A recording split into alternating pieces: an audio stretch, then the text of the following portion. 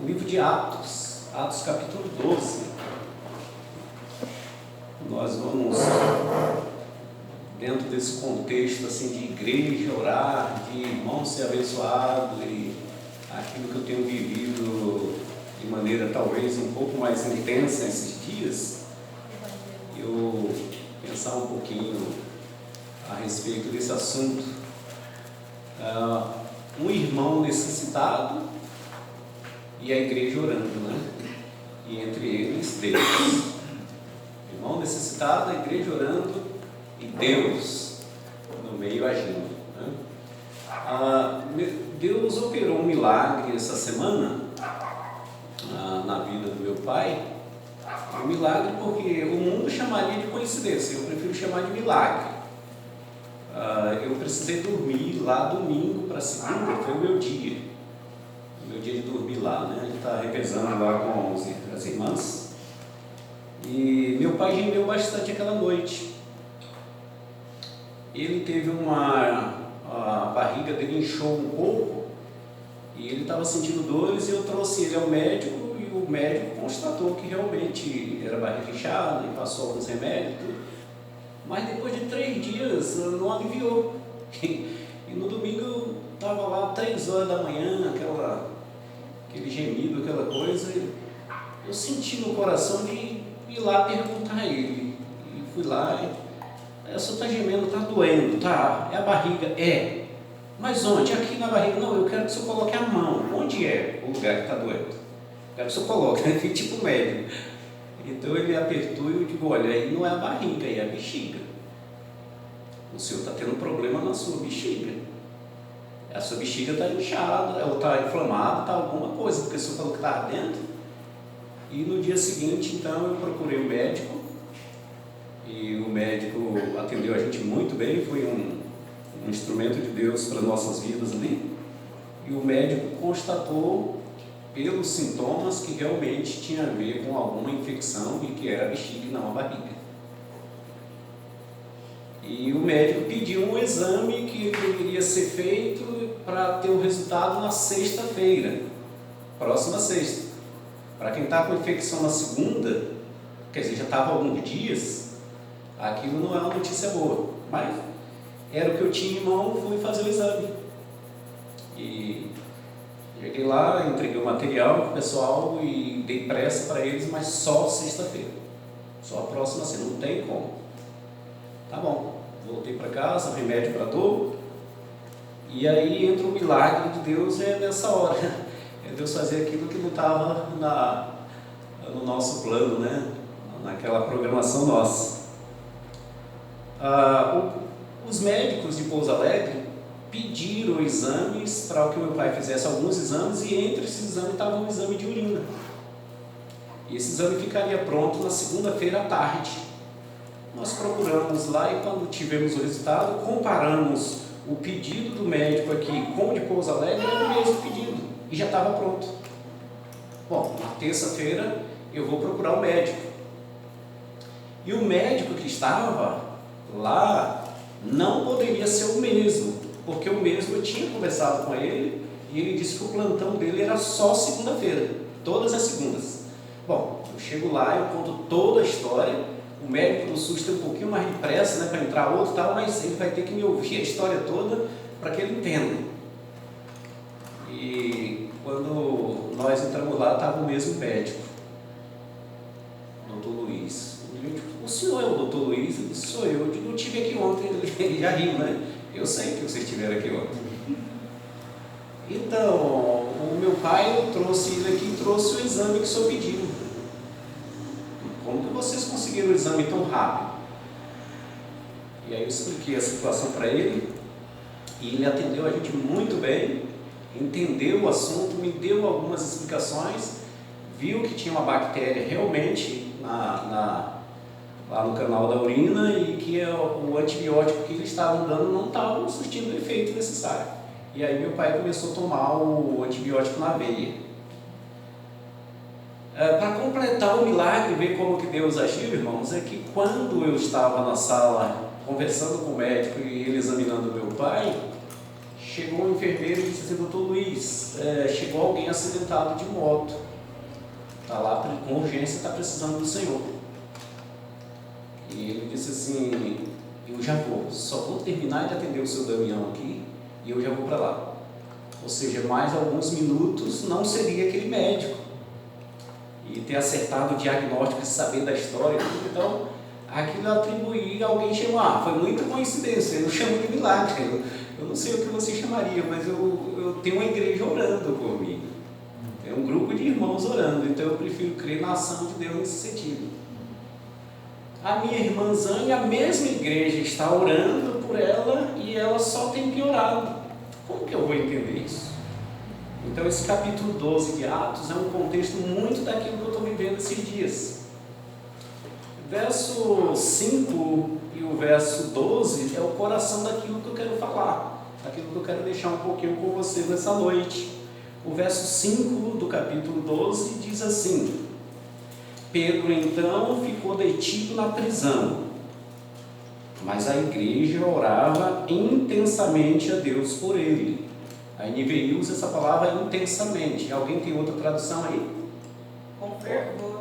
Com fervor. Incessante. Incessante. Eu gosto mais dessa incessante, me parece mais bíblico, né? Orar e ser insensato, né?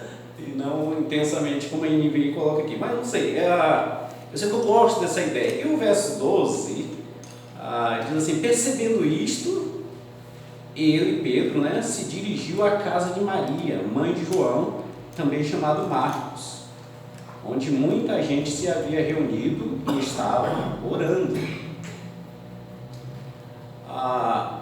A igreja de Cristo, ela faz o seu papel em oração. A igreja se dobrando diante do Senhor e se curvando diante do Senhor, e a gente vendo cenas como essa igreja faz nas quartas-feiras, é uma prova de dizer para Deus assim: olha, nós precisamos do Senhor, nós não somos autossuficientes, a gente precisa. E aí a igreja ora, ela tem essa função e tem feito. Quantos têm voltado para agradecer? O texto não está dizendo aqui a palavra agradecimento, né, que Pedro voltou a casa para agradecer. Não, o texto não diz isso. Mas ele não foi lá para achar uma roupa, né? Ele tinha roupa, hoje mandou ele vestir a capa, já a gente vai ler esse texto aqui. Mas ele volta, ele vai na igreja, não no templo, né? Até existia o templo, mas tinha um grupo de pessoas orando na casa de Maria.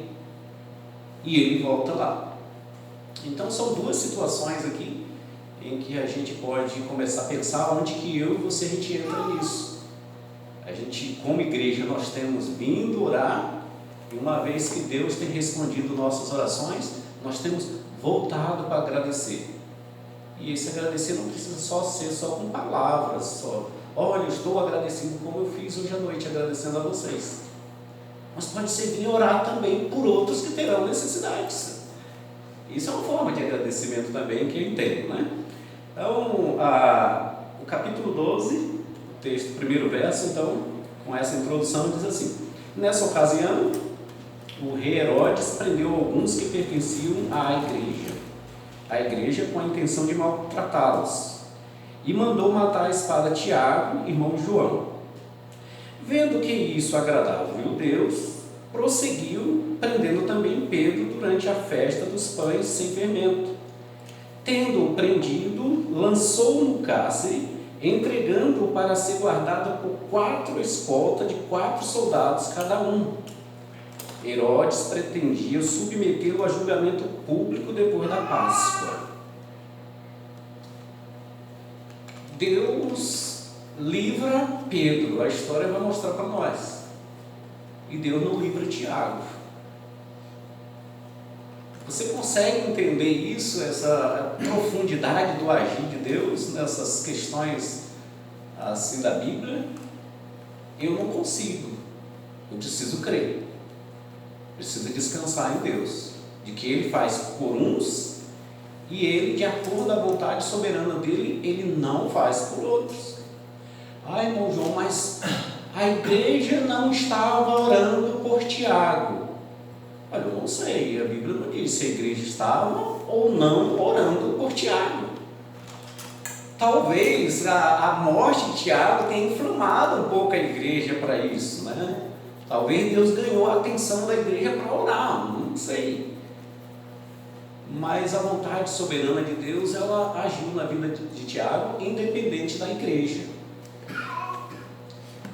Deus usa as nossas vidas, é claro, mas Ele é soberano para fazer o que Ele quer, do jeito que Ele quer e na hora que Ele quer. Já ouviram aquela frase, lá na Bahia usa muito isso, né? A oração move a mão de Deus.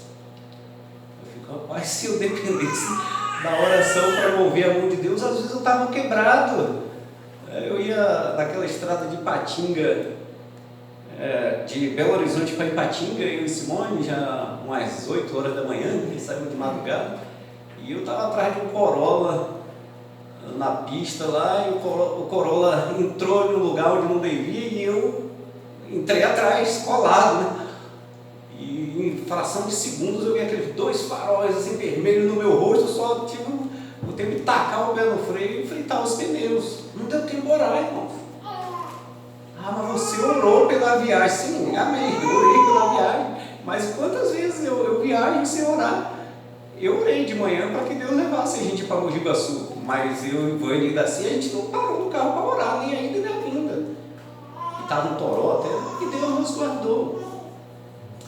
Então é claro que Deus estabeleceu como soberano que Ele é, para que eu e você a gente ore, a gente clame a Ele, e a nossa fé vai ser acrescentada a cada dia, né? Vai aumentar a nossa fé, mas não na dependência que a igreja, Tiago morreu porque a igreja não fazia oração por ele. Eu não entendo dessa maneira.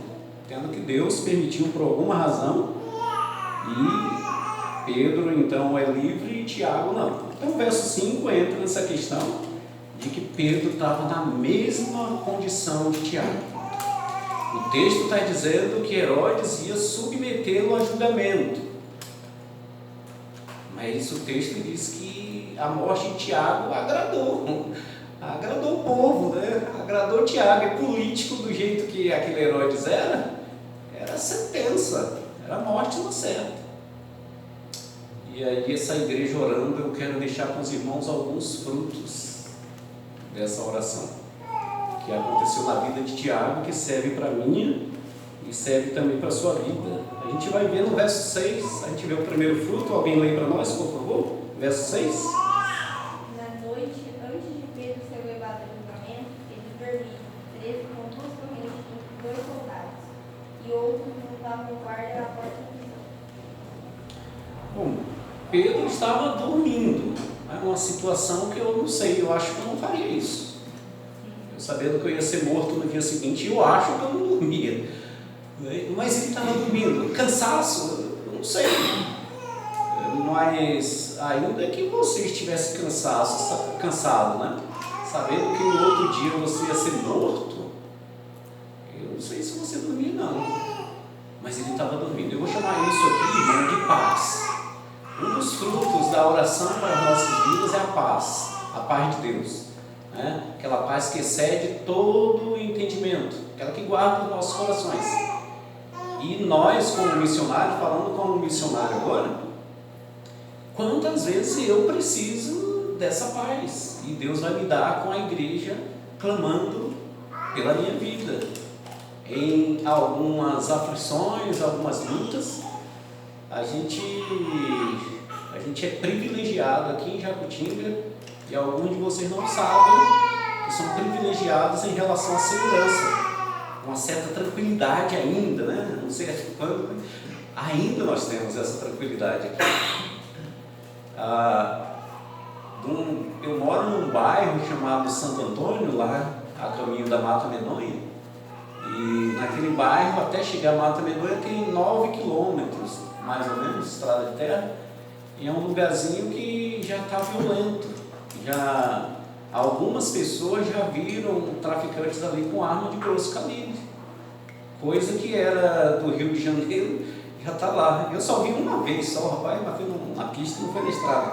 O rapaz com a arma, que eu nem sei que arma era aquela, mas estava. E tem algumas coisas lá. A vantagem minha e de Simone é que normalmente a violência e as coisas que acontecem lá, geralmente é das 10 horas da noite em diante, e normalmente pessoas envolvidas com drogas. Então a gente tem uma vantagem, né? É um horário que normalmente estamos em casa e não nos envolvemos com droga. Então eu preciso dessa paz e dessa guarda do Senhor na minha vida, para eu entrar no carro e passar. E, irmão, e se você ir um traficante, sei lá, alguém atravessar na sua frente com uma arma, não sei o que, então, é a mesma coisa que você vai fazer se tiver em Jacutinga, parar o carro. Não é assim? Você vai enfrentar, seja lá ou seja aqui. Então eu preciso dessa paz, você precisa dessa paz, e isso vai dar, Deus vai dar para nós em meio às aflições e às lutas do dia a dia. Mesmo diante desse mundo confuso, violento, que quer nos estragar, né, a cada dia, Deus pode nos dar paz. Temos a paz com Deus, né, que é aquela que outrora nós éramos inimigos, e temos a paz de Deus, aquela que excede todo o entendimento. Deus dá isso para nós. Esse é o primeiro fruto da oração. Verso 7 tem a segunda. Alguém pode ler para nós, por favor? De repente, uma luz intensa brilhou na cela, e um anjo do Senhor apareceu. Tocou no lado de Pedro para acordá-lo e disse: depressa, levanta-te. E as correntes caíram nos pulsos de Pedro. Eu vou chamar isso aqui de direção. Houve luz em um lugar escuro. Vou chamar isso de direção. E nós, como igreja, como missionários, o Filho de Deus, ele precisa da direção de Deus. Alguém já fez aqui, já tirou carta de motorista e tem aquele exame de direção, né? Aquilo que causa terror nos motoristas, né? Que vão fazer os testes. E a direção do Senhor. A palavra de Deus chega a dizer que, no Salmo 119, 105, né? Lâmpada para os meus pés é a tua e luz para os meus caminhos. A palavra de Deus é isso. A gente está vivendo num mundo sem direção, um mundo que segue a passo largo para o inferno, destinado à destruição com todas as suas ideologias. E nós temos a palavra de Deus. Não temos Gênesis, né, pastor? Nós temos Gênesis. Veja só. Até tem uma lembrança assim, em relação a Gênesis, estudando com o pastor Peço. Eu lembro que ele tocou no assunto da dificuldade que hoje alguém tem de você contar a história de Adão e Eva, e alguém talvez até rir da sua cara. Interessante, pastor. Lá no interior parece que o índio em si, ele aceita melhor essa história. Não há muito questionamento quanto a isso. Pelo menos comigo, talvez seja com outro, mas comigo nunca houve, assim, não há muito, né? Agora eu imagino que com o universitário eu vou ter um pouco mais de dificuldade, talvez. Mas lá a gente tem essa facilidade ainda. Eu estou dando estudo para um rapaz lá, o cronológico, e a gente está estudando ainda o livro de Gênesis. E eu lembro que, graças a Deus, tem sido bom. Mas a direção, Pedro numa cela escura, ele precisava saber o que está acontecendo, né? Onde ele estava preso, quem estava do lado dele. E aí eu lembro do Jonas com aquela palavra lá, Jonas, ilharga, né? Eu aprendi a dizer aquela palavra lá, tocou na ilharga, né? Algumas traduções dizem isso, e tocou, e ele então ali desperta daquilo, né? E ele agora tem a direção daquilo que deve acontecer. Eu coloquei que a direção tem esse sentido de geralmente dois polos, né? Direita, esquerda, frente, trás, pare, siga em frente. Geralmente a direção tem esse sentido assim. E Pedro, então, acordando ali, ele vendo, ele podia encarar e tomar algumas atitudes de acordo com as orientações, que é o próximo verso que a gente vai ver aqui. Verso 8, alguém lê para nós, por favor.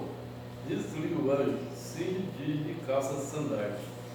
E ele assim o fez. Disse-lhe mais: põe a capa e segue. Aqui vem quatro orientações, aqui, né? É um terceiro fruto que eu deixo com os irmãos, que é a orientação, que tem muito a ver com direção também. Vista-se calce as sandálias, né? E põe a capa, e a última é siga, me obedeça. E ainda que Pedro estivesse, digamos, meio que sonolento ou incrédulo, porque só lá fora que ele vai dizer, agora eu sei, né? Agora, Pedro, o anjo já tocou em você, você já viu a luz, o anjo mandou você fazer tudo só agora. Mas o anjo direcionou ele no tudo que ele deveria fazer. Então nós precisamos de direção. O seu filho precisa de direção. A igreja precisa de direção. Isso nem garante que direcionando as pessoas vão tomar a decisão certa.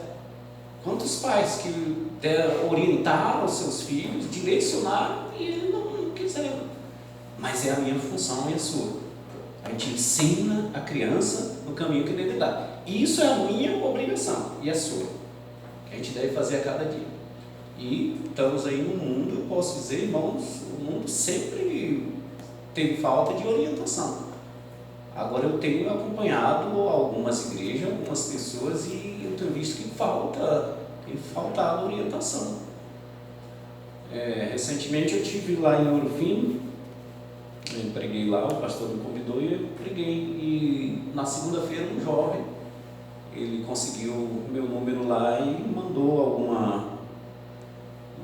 uma mensagem para mim precisando de orientação. Algumas coisas que ele estava fazendo tudo. Na hora eu digo, vou passar aí com o pastor Roberto, afinal de contas o pastor Roberto é o pastor dele e eu vou atropelar alguma coisa que é hierarquia, né? Vê assim, mas por que Deus dirigiu esse rapaz para me procurar?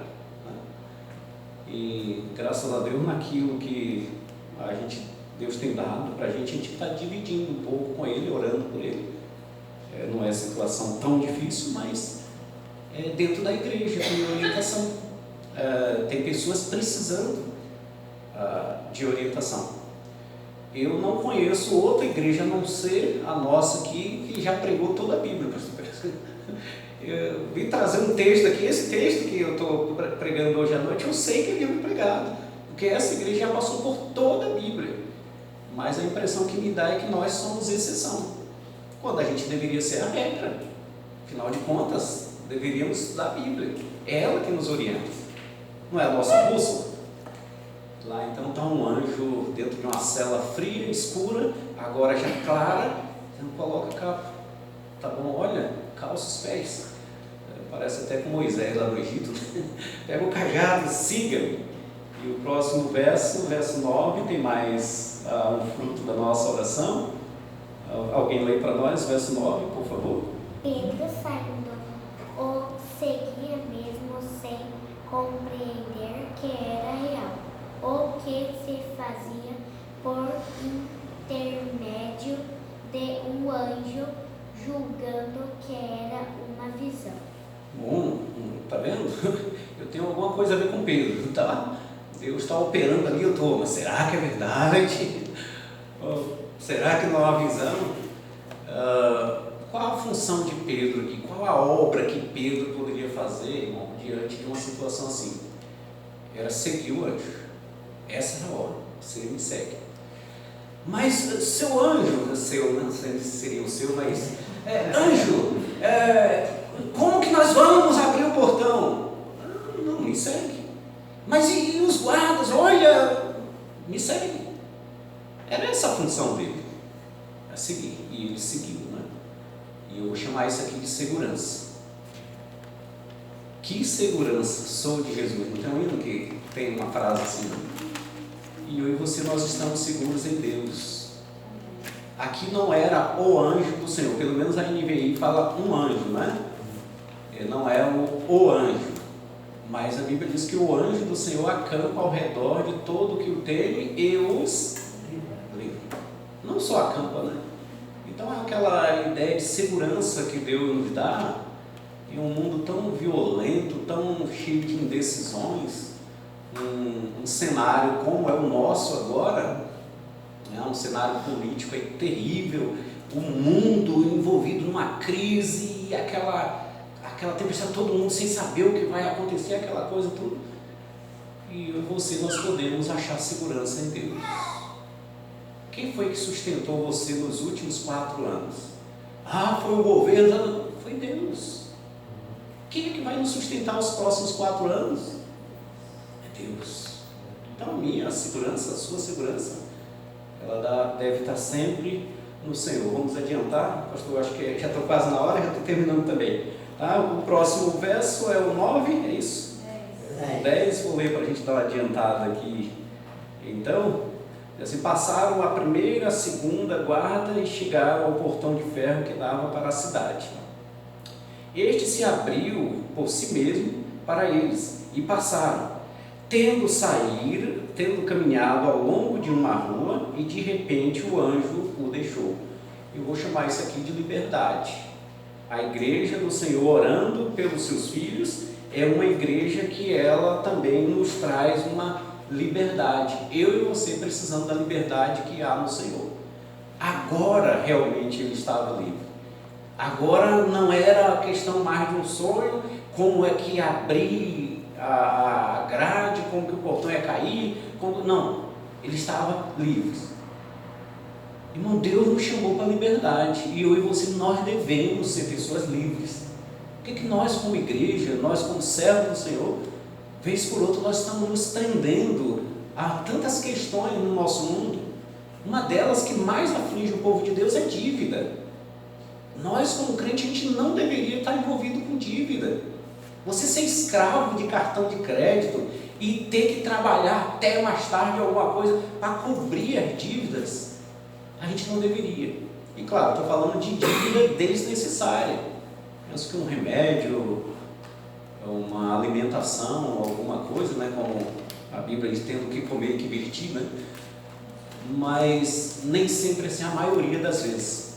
Então, a irmã na nossa igreja lá na Mata Medonha, e eu conversando com ela, vez por outra ela precisava que eu desse uma carona. Carona não, ela até pagava para eu levar ela na aldeia, porque o salário dela saía e ela tinha que vir em Cabralha, sacar o dinheiro e tal. E um dia eu conversando com ela, eu digo, por que você não se liberta disso aí? Como assim? Se liberta, faz assim, empresta o dinheiro para você mesmo faz um caixa e você empresta o dinheiro. Porque vez por outra ela via e o prefeito não tinha depositado o dinheiro na data que ela esperava, né? Será que isso é incomum aqui? Não, deve ser incomum, né? Aqui paga certinho, mas lá não. E aquela senhora, eu dei o plano para como ela fazer, quanto economizar e como fazer para se libertar. E ela deu aquela risadinha sarcástica e disse, o irmão pensa que é fácil. Não é fácil não. E, não falei que era fácil, só falei que há possibilidade. É liberdade que nós precisamos, eu e você, a gente precisa dessa questão. Os compromissos que nós marcamos muitas vezes sem necessidade. Olha, tal hora vai ter o jogo do Brasil e tal, eu tenho que estar lá. Você não tem que estar lá no horário do jogo do Brasil, não. Depois a imprensa vai falar sobre aquele jogo, a mídia, e você vai ver aquele jogo 10 vezes, se você quiser, pode botar até para gravar se quiser. O Neto está rindo, marcou? Neto, desculpa, eu não sabia que você marcou, mas você não tem que fazer, não se prenda, é isso que eu quero dizer. Há algumas questões que muitas vezes Deus não colocou aquele jugo em nós e está lá a gente com isso, né? Então Pedro, ele estava liberto. E a igreja então estava orando por ele, né? Verso 11 diz... Ainda bem que a final do jogo não é horário de culto, senão ia ter só o irmão aqui, né? Deixar gravando lá. Então Pedro, caído em si, o verso 11, diz: agora sei, sem nenhuma dúvida, que o Senhor enviou o seu anjo e me libertou das mãos de Herodes e de tudo que o povo judeu esperava. Percebendo isto, ele se dirigiu à casa de Maria, mãe de João, também chamado Marcos, onde muita gente se havia reunido e estava orando. Então o texto vai seguir, o irmão vai ter a liberdade de ler em casa, vai ver que a igreja daquele tempo não era tão diferente da nossa em relação ao milagre, né? É Pedro mesmo, né? Será que ela não teve uma visão? Então vai ter várias, o texto é rico, né? Mas eu quero terminar com essa palavra aqui da volta de Pedro, irmãos. Ele voltar para a casa em que tinha acolhido ele, em que tinha orado por ele, e que ele podia contar. ele não entrou ali e orou, ele não entrou ali e entregou oferta, ele não entrou ali e pegou um calçado, ele queria dar uma satisfação para aquelas pessoas do que Deus havia feito. Olha, eu estou livre, fala com o Tiago, eu estou indo. Irmãos, o anjo não deu ordem para Pedro, vai lá que tem um grupo de pessoas orando. O anjo não falou isso para ele. Se eu talvez fosse dar o conselho para Pedro, era: olha, cai fora, tu está fazendo o que aqui? Mas ele achou interessante voltar lá para, eu penso na ideia de gratidão, de importância daquilo que tem sido feito. Então, vez por outra, como eu falei, 2 erros que acontecem. Um é que algumas igrejas não oram, outra de irmãos que recebem a oração ou recebem o benefício de Deus, a paz, né, a liberdade, a segurança, tudo, e não volta para agradecer. Isso é ruim, isso é uma falta de gratidão. E a gente deve até orientar, se for o caso, as pessoas. Há uma possibilidade de algumas pessoas que pedem oração para nós, elas nem orarem. Há essa possibilidade. A pessoa não consegue vir no culto. Eu faço a minha devocional em casa. Olha, eu tenho uma igreja como um termômetro em relação à devocional em casa. Você não consegue vir no culto, se organizar? Não consigo. E você consegue fazer em casa, onde tem a TV, tem todas as outras coisas, a comodidade. Lá eu consigo. Olha, deixa. Mas que eu e você, irmãos, a gente não seja como as pessoas mal agradecidas nesse sentido. Nos voltemos para Deus e vamos falar: Senhor, muito obrigado pelos feitos do Senhor na minha vida. Eu vou orar juntamente com meus irmãos, ainda que está tudo certinho hoje. Eu vou orar juntamente com meus irmãos por outras necessidades. Claro que a gente entende que nem sempre pode ter aqui. Eu não posso cobrar do Vitor e a Letícia para estar aqui hoje, né?